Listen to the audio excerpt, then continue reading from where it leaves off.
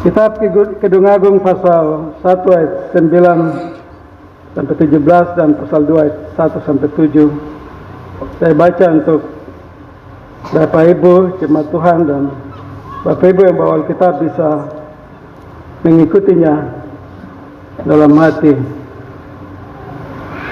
Mempelai laki-laki dan mempelai perempuan.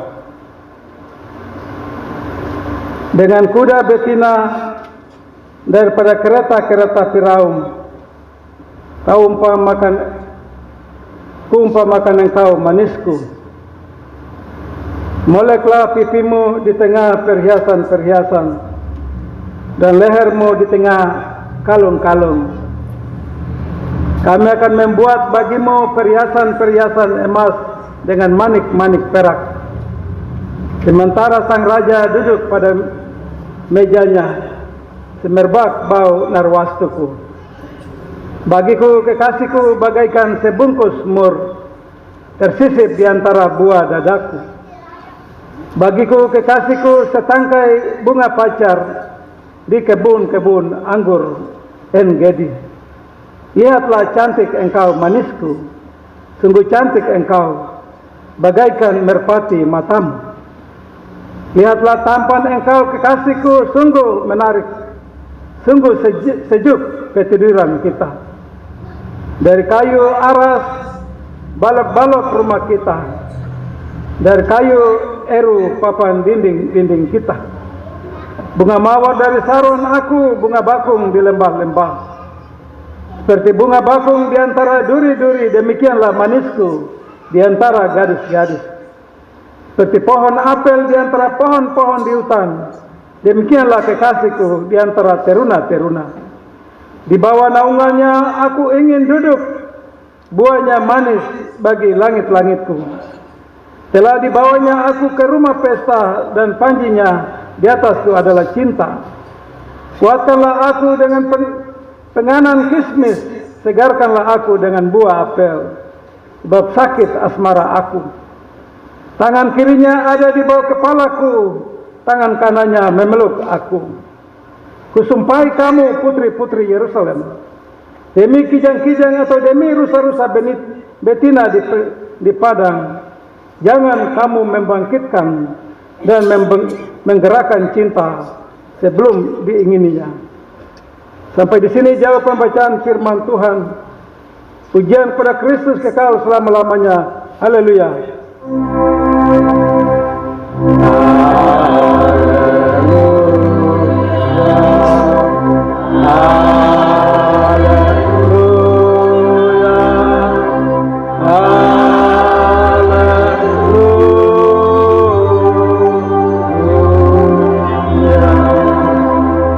Selamat hari Minggu dan salam sejahtera.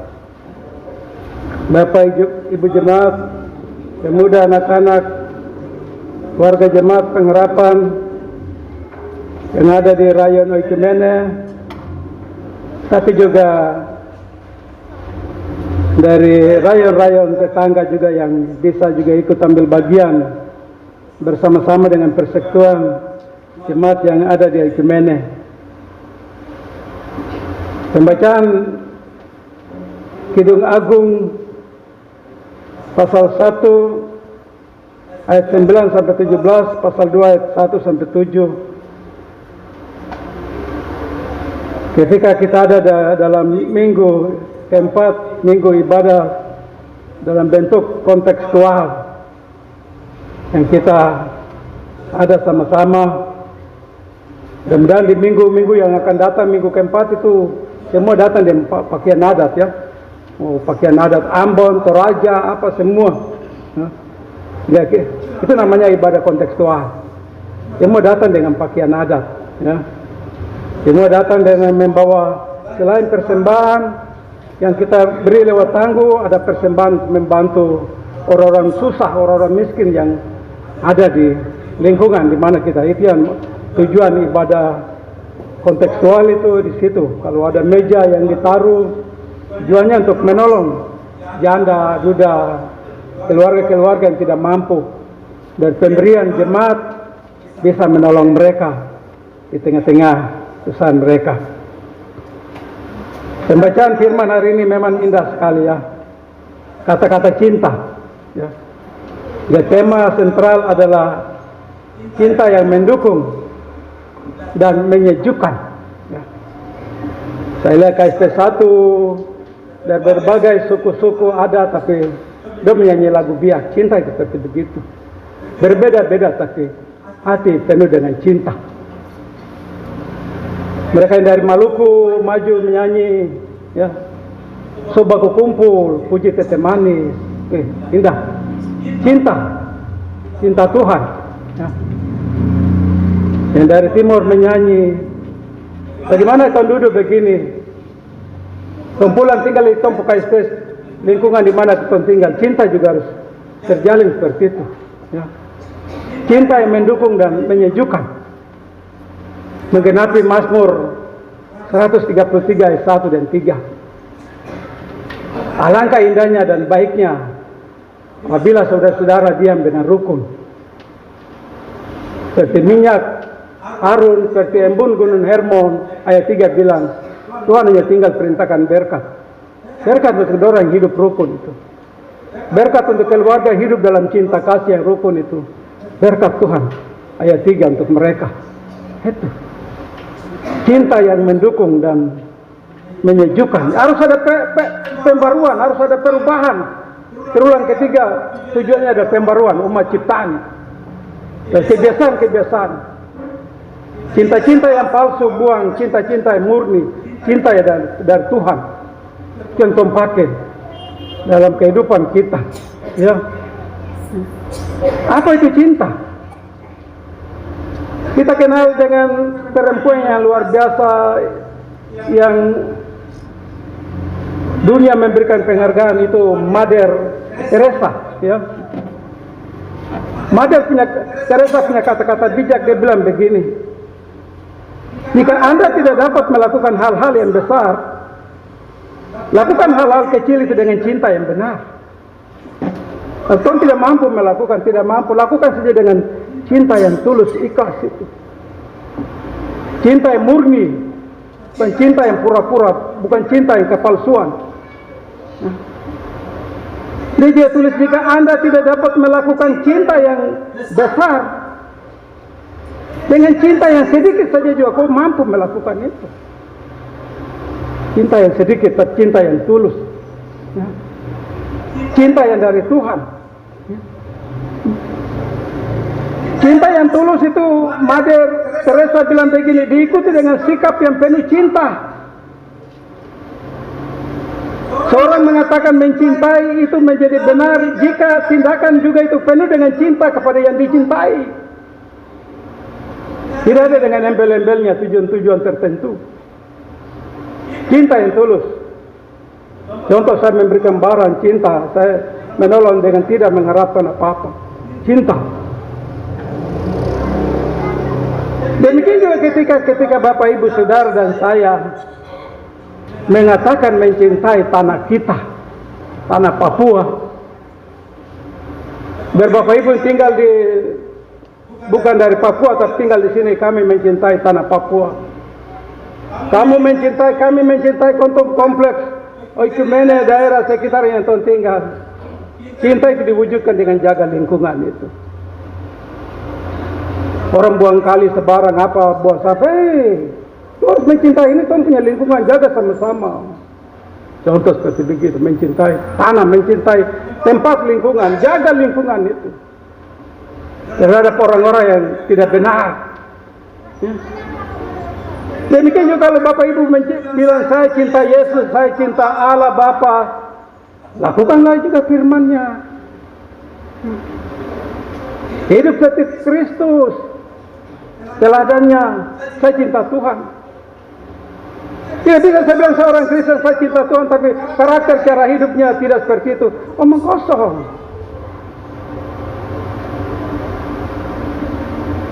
Seorang bilang saya mencintai istri dan anak, cinta sungguh-sungguh. Bilang cinta istri tapi KDRT, omong kosong itu. Tendang itu macam tendang bola begitu. Cinta yang tulus tidak seperti itu. Memberikan kasih sayang.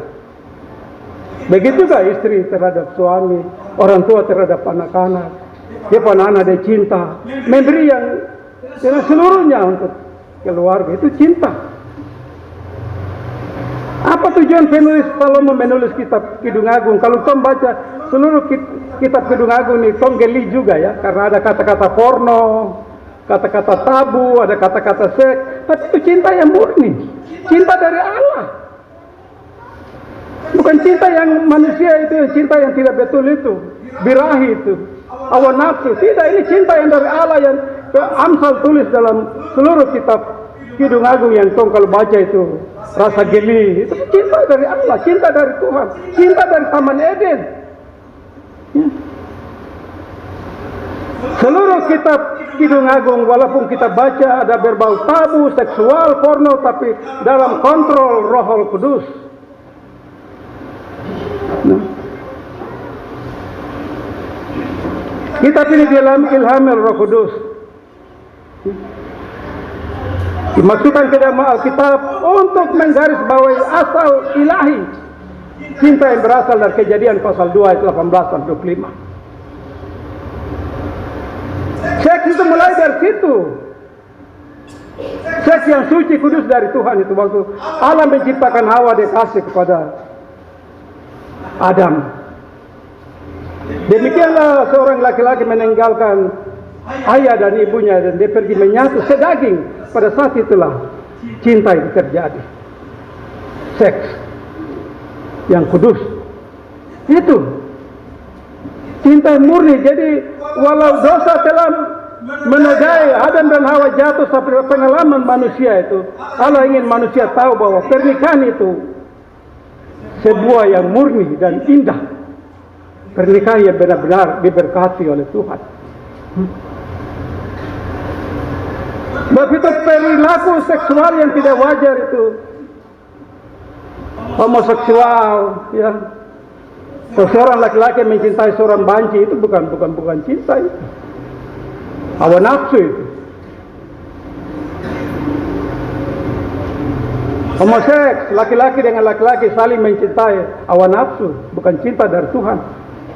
Lesbian, perempuan dan perempuan baku sayang, itu bukan hawa nafsu, bukan cinta dari Tuhan. Bapak saudara, tidak mudah untuk mengendalikan diri di tengah-tengah rasa cinta yang bergejolak. Sulit. Kidung Agung penting sekali anak-anak muda, nona-nona, nyong-nyong yang ganteng itu. Kamu belajar kitab Kidung Agung. Mempelai dengan laki-laki perempuan saling berkirim kata-kata, tapi dilandasi dengan cinta yang tulus, suci, kudus dari Tuhan. Ya. Tidak bisa, sulit untuk manusia untuk mengendalikan di tengah-tengah cinta yang bergejolak, apalagi seorang pasangan muda-mudi duduk di tempat yang gelap. Bisakah kamu tahan? Bisakah Roh Kudus menguasai diri kamu? Syukur. Pengantin laki-laki dan perempuan memberikan teladan.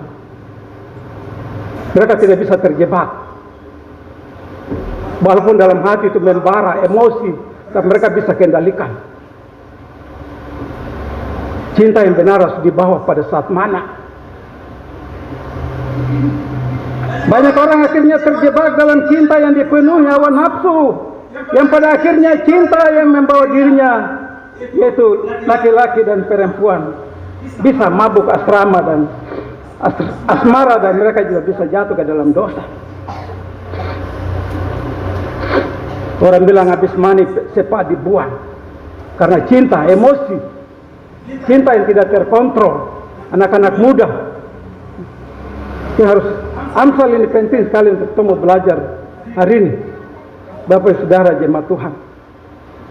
Sebab itu bagaimana kita mau lihat cinta yang sebenarnya itu yang kamu belajar hari ini. Pembacaan dari Amsal pasal 1 ayat 9 sampai 17 dan ayat pasal 2 ayat 1 sampai dengan 7. Firman Tuhan kali ini memperlihatkan pasangan mempelai laki-laki dan perempuan yang saling memuji dengan berbahasa cinta.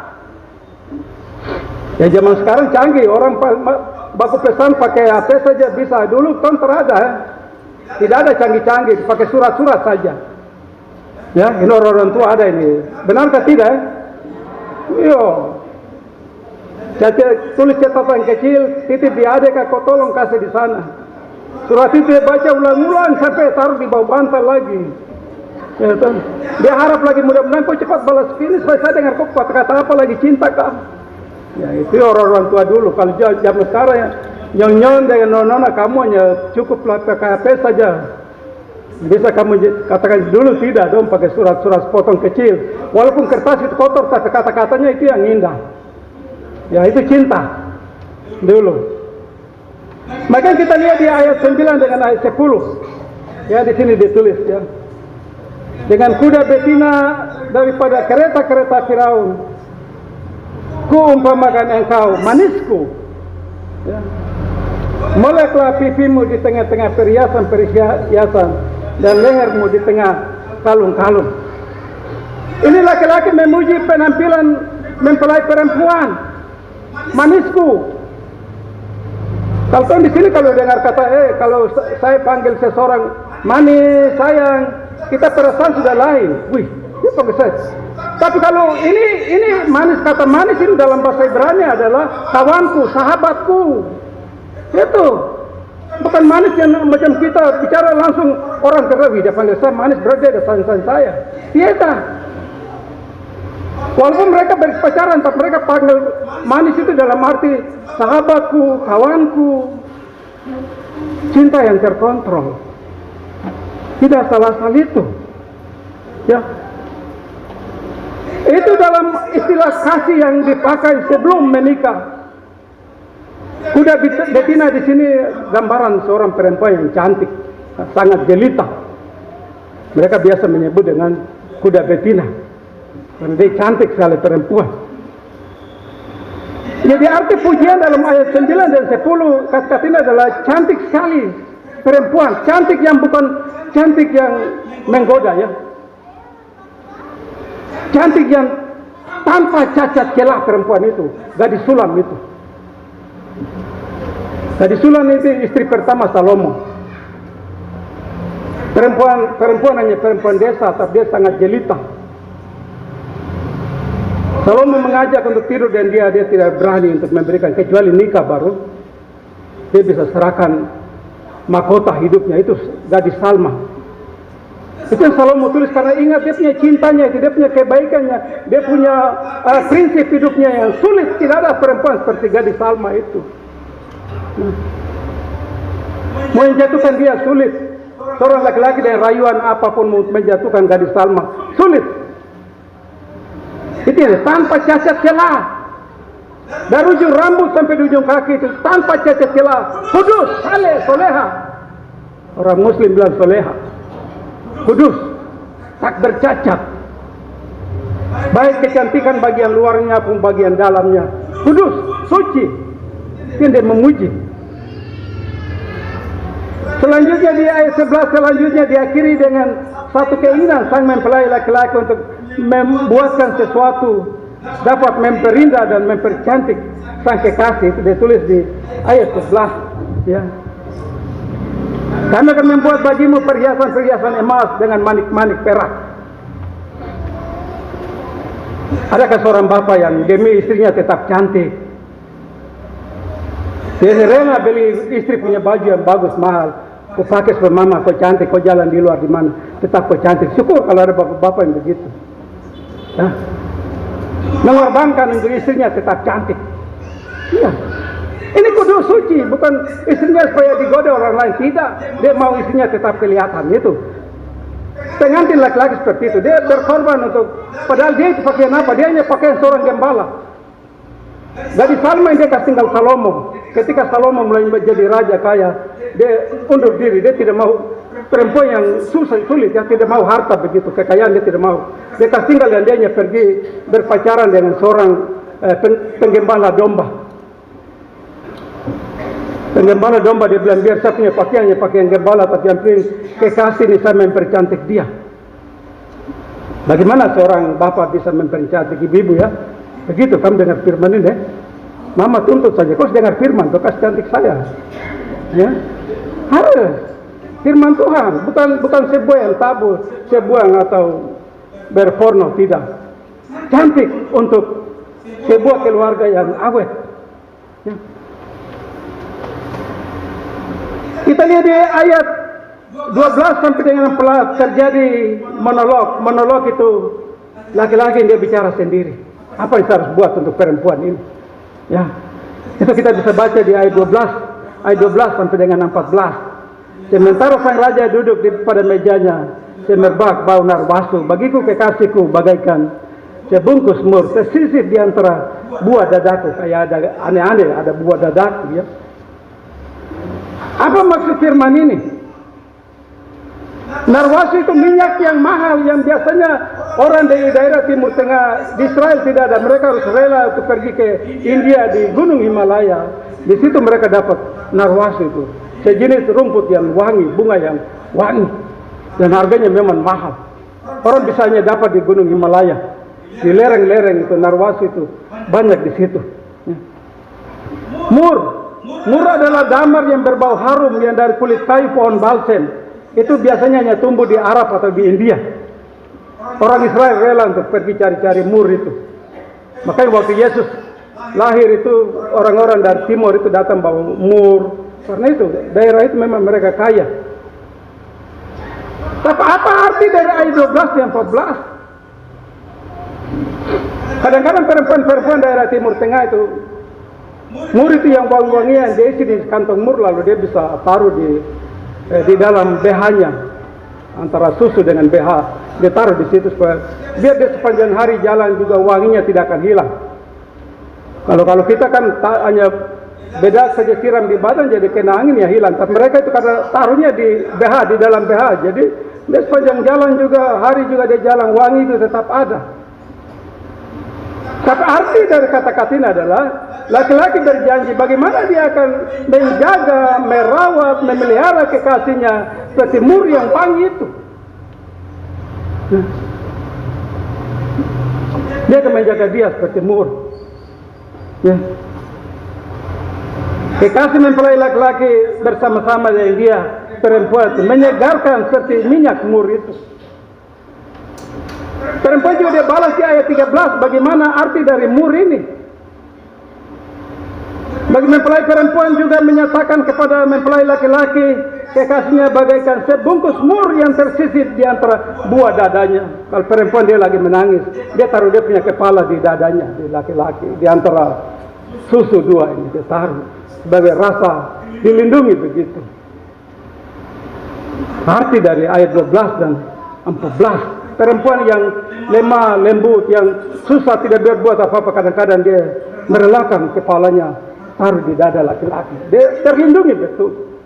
Cinta, bukan seks. Cinta yang tulus untuk dilindungi oleh sang laki-laki. Bapak Ibu jemaat yang Tuhan Yesus Kristus kasih. Kita lihat di ayat 15, bagian terakhir ayat 15 sampai dengan pasal 2 ayat 7. Di sini mempelai laki-laki dan perempuan mereka saling memuji-muji, bersendak gurau.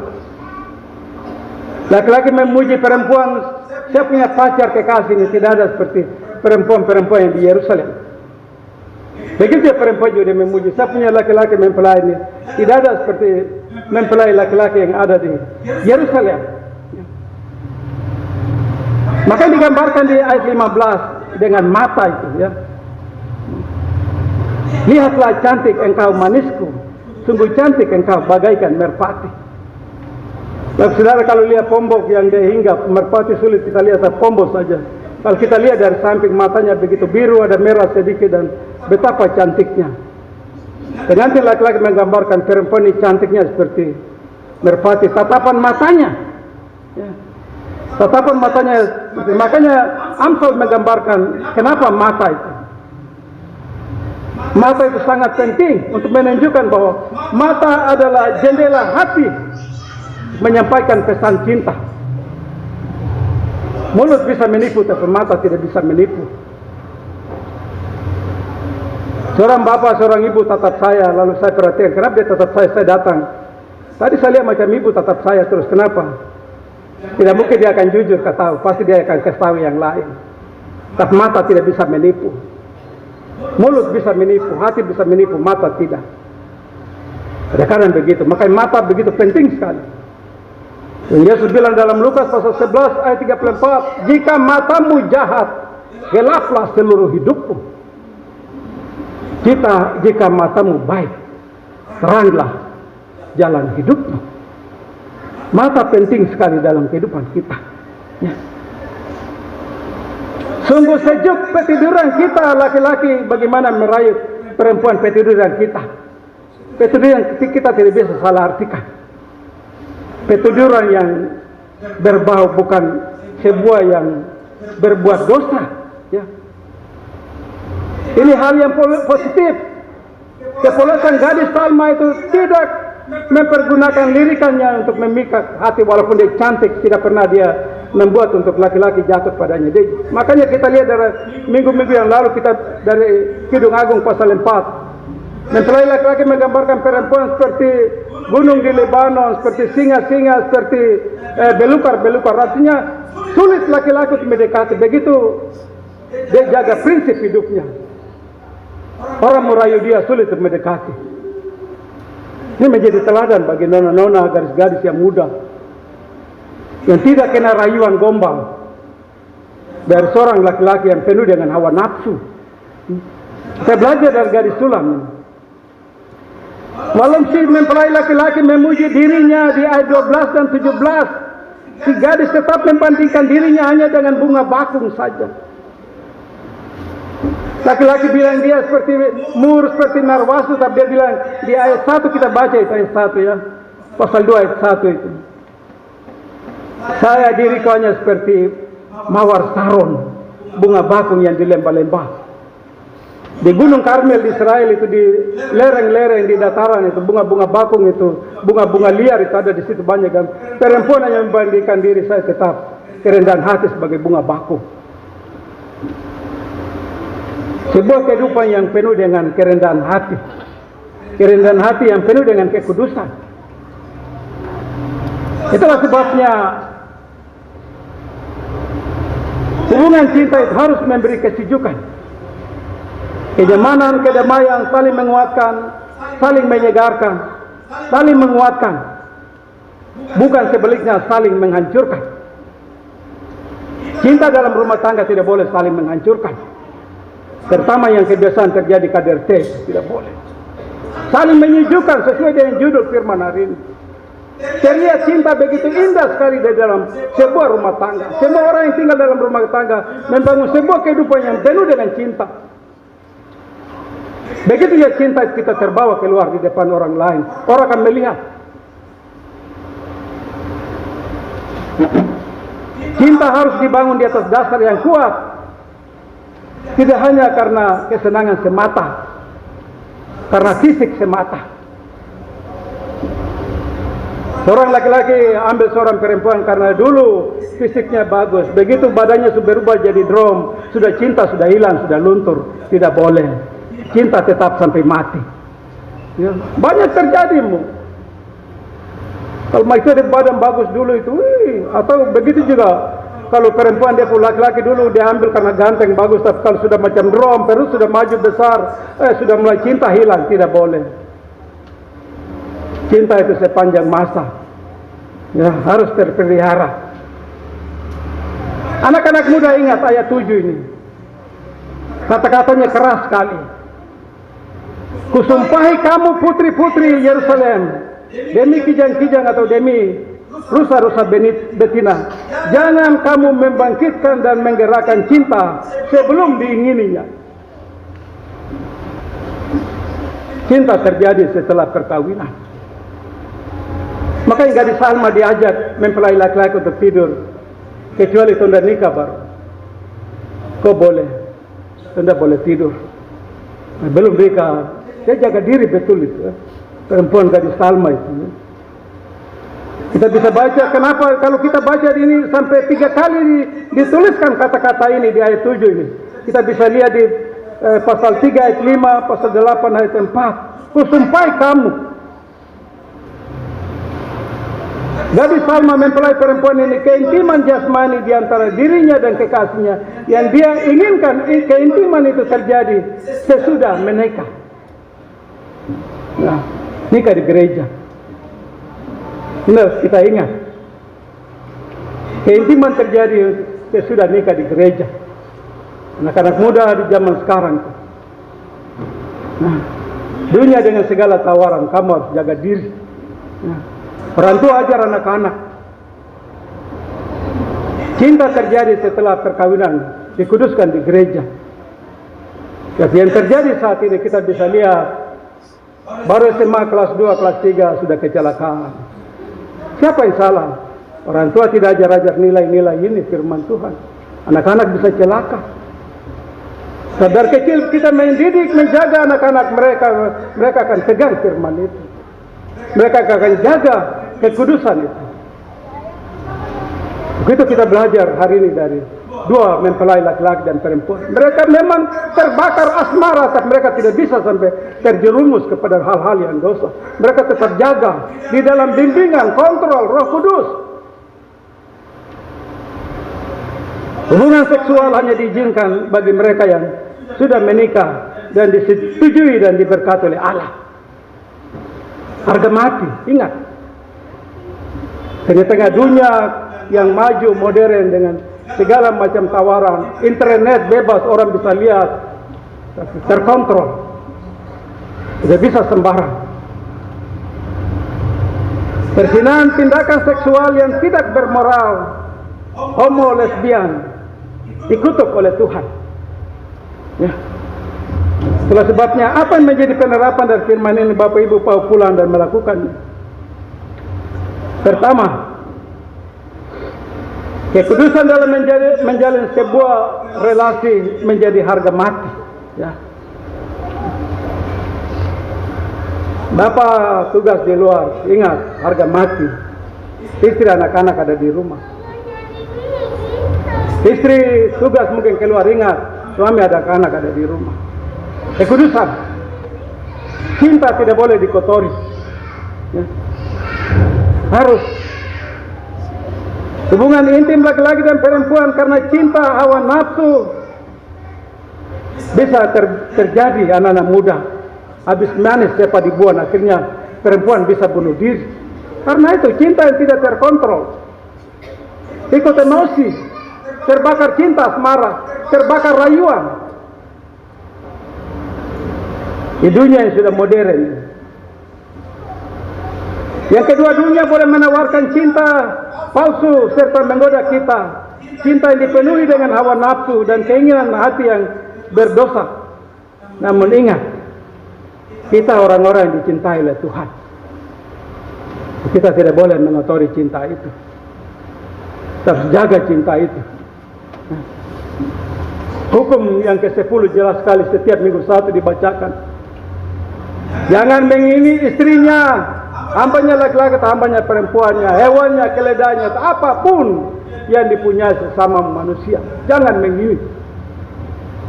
Cinta harus dijaga.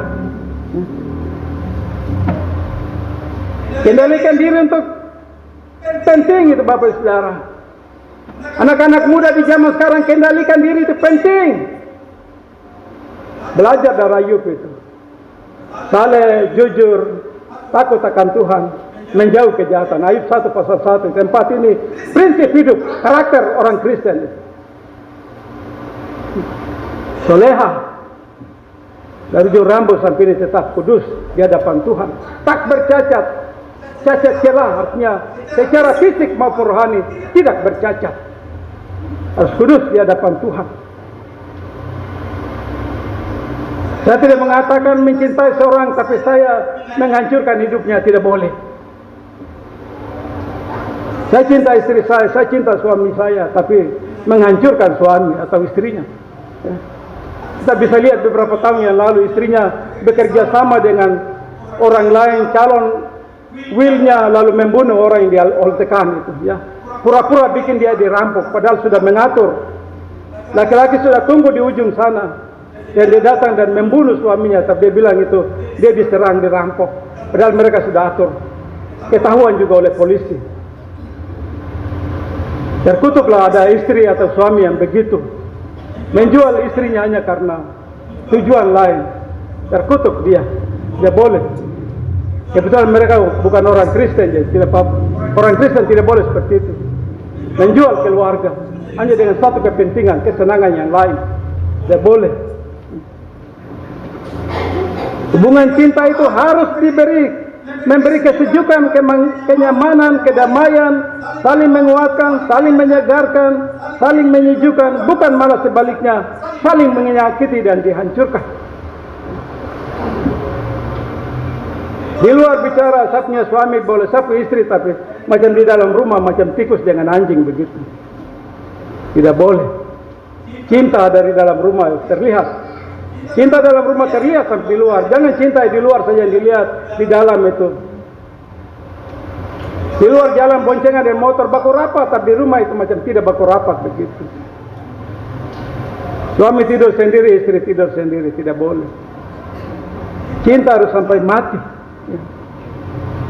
Cinta harus menyatukan perbedaan dengan saling menghormati, menghargai setiap perbedaan.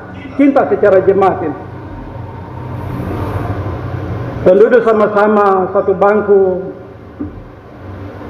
Yang datang saya ke tempat, mari duduk. Padahal dia bukan tinggal dengan saya. Tapi cinta yang seperti itu bawa. Firman Tuhan minggu lalu. Sehati, satu suara. Satu hati kau duduk baca firman Tuhan. Satu hati kau duduk menyanyi. Satu hati kau memberikan persembahan. Kebersamaan yang dibawa di lingkungan di mana kita tinggal. Kita hidup juga seperti itu. Satu hati itu. Saling melayani satu sama lain. Di dalam cinta itu. Mulai dari dalam rumah. Baru bawa keluar. Bapak Ibu jemaat yang Tuhan Yesus Kristus kasih. Yang terakhir, cinta adalah anugerah Tuhan bagi setiap orang. Cinta ini harus dijaga, dirawat. Rasa cinta seorang kepada kekasihnya harus benar-benar ditujukan dengan sikapnya. Seperti cinta Tuhan yang nyata dalam hidup manusia. Cinta ditujukan dalam sikap yang nyata melalui dukungan, memberikan. Misalnya, seorang mencintai suami atau istrinya akan memberikan dukungan. Begitu juga sebaliknya. Istri yang mencintai suaminya harus memberikan dukungan kepada suami. Anak-anak yang mencintai orang tua harus memberikan dukungan untuk orang tua. Dan sebaliknya. Itulah cinta. Dan ketika kita hidup dengan cinta yang benar-benar, maka itu sudah firman Tuhan. Kesanalah Tuhan akan memerintahkan berkat. Kehidupan sampai selama-lamanya. Tuhan memberkati kita dengan firman-Nya. Amin.